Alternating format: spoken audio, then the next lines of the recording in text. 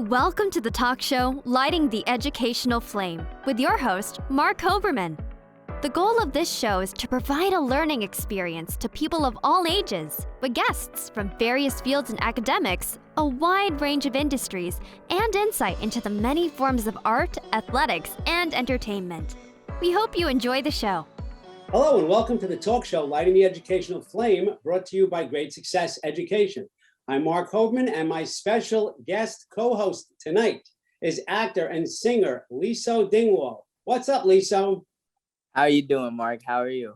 Good, thanks. We are in your wheelhouse tonight because we have an up-and-coming star, a young girl who acts, who sings. She's a musician, she plays the piano, she does it all. So I'm so excited that you're co-hosting this evening, and I think we're gonna have a lot of fun. Yeah, I think so too. This is gonna be great. Yeah, looking forward. So let's bring her on now. Our very special guest today is a phenomenon, plain and simple. Madison Taylor Baez is an actress, singer, musician, and she's only 10 years old. Madison, welcome to Lighting the Educational Flame. Thank you so much for having me. How are you? Oh, doing great, thank you.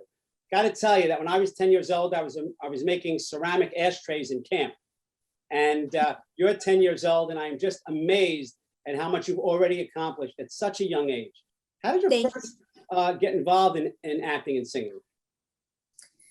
Well, for acting, I started acting about 3 years ago, and I started off with auditions. And ever since then, I've done 12 national commercials, and I've done one award-winning short film called The Tooth Racket. I played a little con girl who conned the tooth fairy. And most recently, I've co-starred in Netflix's Selena the series as young Selena, and that was awesome. And for my singing, I started singing when I was about 3 years old, and I would sneak through my dad's iTunes and listen and memorize all of the songs from the great singers of Motown, the 60s and 70s music, and I never stopped singing from there. That's great. That's great. And tonight joining us, of course, is Liso Dingwall, who also is an actor, also a musician. So I feel outmatched tonight, but I know that Liso has a couple of questions also. Oh yeah, no, definitely. As a fellow singer myself, I do have to ask one thing. I did see, you sing the national anthem, and I've seen that you sung them at multiple different events. How did you like doing that, and what made you want to start doing that? Well, so one day, my dad came home with a Los Angeles Lakers jersey, which is where it all started. So he wanted to teach me the national anthem, and I was all in for it because I loved learning new songs. I still do. So he taught me the national anthem in like 15 minutes, and he recorded it, and he sent it into the Los Angeles Lakers. And then 2 days later, they called back saying that they wanted me to sing the national anthem. And I was 7 at the time, so I was pretty nervous, but also really excited. So that was my first performance, and that's where it all started. And now I've sang for all of Los Angeles's big sporting games, like the LA Dodgers, LA Rams, LA Lakers, Harlem Globetrotters, LA Galaxy soccer team, and so many more. That's incredible. And you talked about auditioning earlier, and you often say that our viewers and the people out there, they see the glory, but not the story. So Liso and I have discussed this several times, Madison, but what can you tell us about the tremendous work and dedication needed to be an actress? Because you said nervous and excited, but it's a lot of work at any age, certainly at your age, with all you have going on. Yes. Well, I'd say a lot of time goes into this process. Like for auditions, you have to memorize a lot of lines, which takes a lot of time. And you really have to nail that part and nail all of the emotions. And same thing with singing, you really need to memorize all of the lyrics for the song and definitely put the emotion where you need to put it. So a lot of time and definitely hard work goes into it too. You have to be hardworking to succeed. Absolutely. And talk about hardworking. So we said singer and we said actress. I didn't realize that you played the piano also. Yes. And I think you started maybe playing when you were 3. Yes, I also started playing piano when I was 3, and I started reading sheet music around 4, I think. My parents always told me, I don't remember this, but they always told me, like, one day they were sitting in the kitchen, like eating dinner or something, and then they heard music coming from one of the rooms. And it turns out that that was me playing on the piano and reading sheet music at 4 years old, and they were amazed. That is, because I've played the clarinet for many years, and then I dabble on the piano just with chords. But I tell you that the things that I struggle with, and students of mine have struggled with more than anything else, is actually reading music. Some people have a good ear, but reading that sheet music, and my God, on the piano, it's one thing with the right hand and one thing with the left hand. And again, you're only 10, so you're doing all these things. And you know, you spoke earlier about the role of Selena. Unbelievable to land the role of young Selena in the series. Must have been a dream come true. So what was that experience like for you? Well, when I first got the news, I was amazed and so thankful that I was able to play such an idol and one of my favorite role models. And it was actually a weird time when I got the news. So I was playing soccer at the time, and my dad was coaching, and my mom got the news first. So she tried to keep calling him, but he wouldn't pick up because he was coaching. So then he finally picked up, and then my mom told him the news, and he blurted out a bad word in front of all the girls who were playing soccer. And it was like at a soccer game or soccer practice. And he was like, holy. So all the girls just stopped playing and looked at my dad. So it was pretty awkward, but once he pulled me aside and told me the news, I was like jumping up and down, and I was so excited. That's just outstanding. And being on the set, all the lights, all the other stars, and we count you as one of the stars, obviously. So that must have been quite an experience. I want to turn it to a different topic because, as you know, these are difficult times now, and especially for children in school and with the year that they had. What was your education like this year with regards to traditional school, online school, maybe being tutored on the set, things of that nature? What was education like for you this year?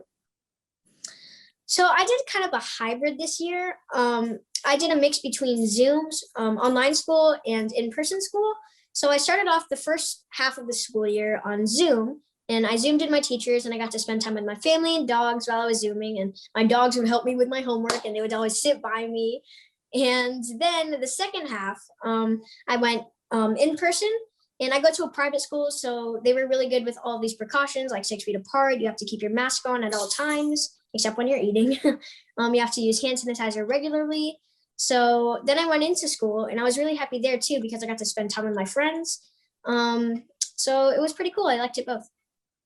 Excellent. And so, Lisa, was that what education was like for you when you were on The Wire for those episodes? And I know they have teachers on the set, and this was years ago.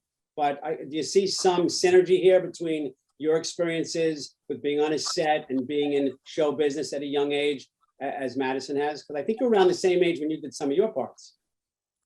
Yeah, no, definitely. I was right at her age when I had got onto The Wire, and it was definitely interesting with the being tutored out on set and then having to go back and forth from school. Some days I'd have to leave school early, or not go to school at all, which sometimes, you'd miss assignments or you'd miss projects.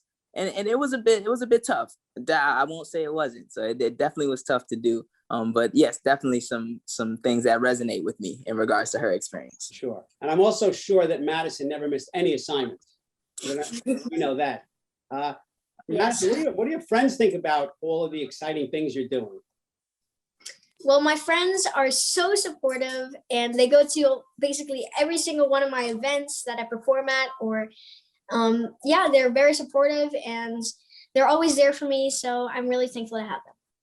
What's the most difficult situation with juggling school, with juggling acting and singing and all the things that you do? What are some of the struggles that we don't see that are behind the scenes? Some of the struggles definitely is juggling schoolwork with going to LA and doing an audition there or doing an interview. So definitely schoolwork, because like a lot of times I would have to be taken out of school or even not like miss school. So definitely juggling schoolwork, because you would have to do it all in one night. And it was hard because you would miss the lessons and not learn. And I have to text my friends to figure out what I need to do. But it's really cool because now we have iPads in our school. So she could just text us the assignments or just tell us what we need to do. Excellent. Well, it's great that you have all that taken care of so well. I want to ask you, a lot of kids are watching, a lot of parents are watching. Could you walk us through a typical day on set I mean, you walk in, the donuts are there, the bagels are there. It's not all just, here they are and boom. It's so many hours just to get one little take that people just don't realize all the editing. So could you walk us through the eyes of Madison Taylor Baez and what a day on that kind of set is like? Okay, so I'm going to use an example from Selena, the series. So I had to live in Mexico for 3 months to shoot the series. So the call time would be super early. So I would have to wake up at like 5 o'clock, 4:30 in the morning and get there by 6:15. And they would have like a breakfast truck there and we would get to eat. And then we would start like shooting around 8. So after breakfast, I would go to hair and makeup. Actually, no, I would like hang out for a while in our dressing rooms. And then I would go to hair and makeup. Then I would change. And then they would have to do like my bang curl, which was pretty cool. And then we would head over to set. Then we would film like probably like 10, 15 takes of the scene until we got the right one.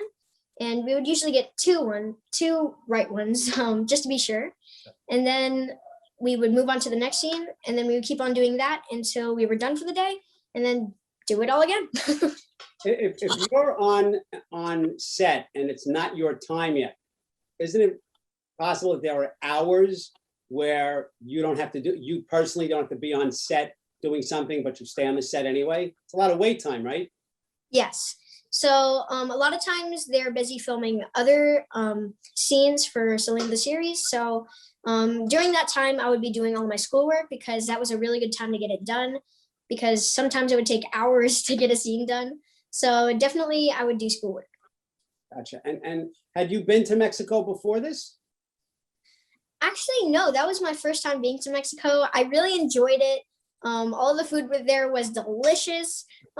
We actually had a guy who drove us around and he knew all of the best food places there. So he took us to like everywhere. He took us, like, such good dessert there, such good food there, such good burritos. So yeah. You had me at burritos and breakfast truck and all those things. You lost me at 5 o'clock wake up though. That's where you lost me. But you got me back in with the food. So if you were talking to 7-year-old Madison, what would you tell her? I would tell her to never give up, always follow your dreams, put in the hard work, and it will pay off, because definitely it has been paying off. And I'm having a lot of fun doing it too. So yeah. Well, it's great to see someone as young as you, as talented as you, but more important for me as an educator, so grounded. That's what I love about Lisa also.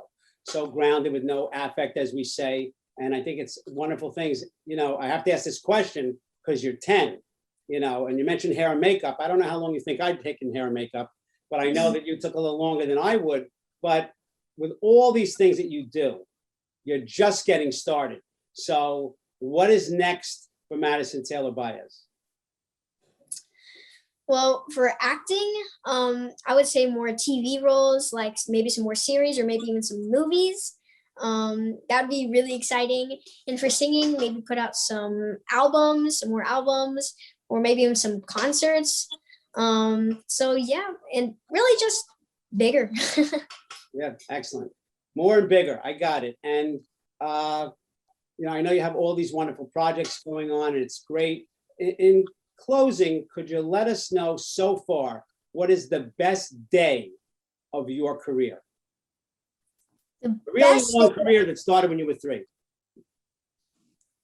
Okay, so the best day of my whole entire career would have to be when I sang the national anthem for the LA Dodgers on Father's Day, because that was the perfect Father's Day gift for my dad.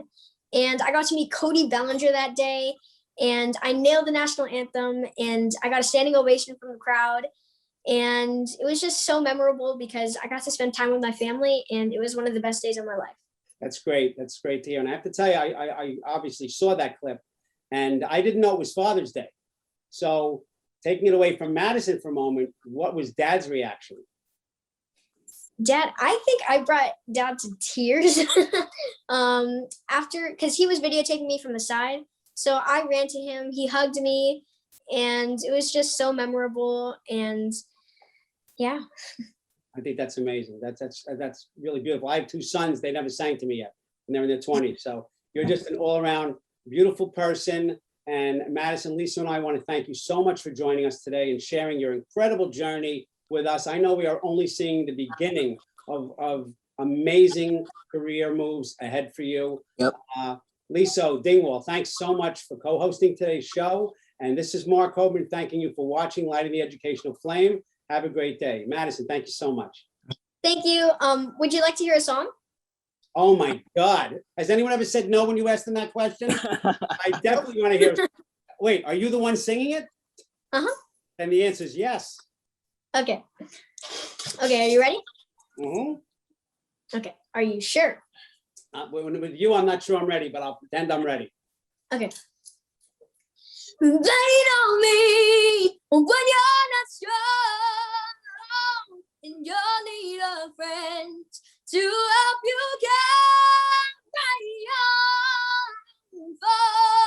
It won't be long till I'm gonna need somebody to lean on. If you just call on me, brother, when you need a friend, we all need somebody to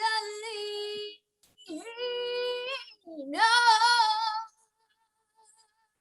Hey, there's only a couple of us here, but I think what we didn't just get a song. I think we may have gotten a singing lesson. For sure. You know, when you see someone your size, I wasn't know if it was going to be a ballad. You almost knocked me off the chair with the opening note. So I thank you for that so much. I wouldn't even think to ask you that. I wouldn't put you in that spot, but more. And now I want a concert. I want to be here. I want to get my popcorn, my soda, and do what I have to do. So amazing. Thank you so much. It was great interviewing you. I wish you the best of luck. We hope to see you again soon. Thank you so much. Thank you. Thank you. Bye. Bye-bye. Thank you for watching Lighting the Educational Flame. To contact Mark Hoberman, email him at info@gradesuccess.com or visit him on social media through Facebook, Twitter, Instagram, and LinkedIn. Thank you for watching Lighting the Educational Flame.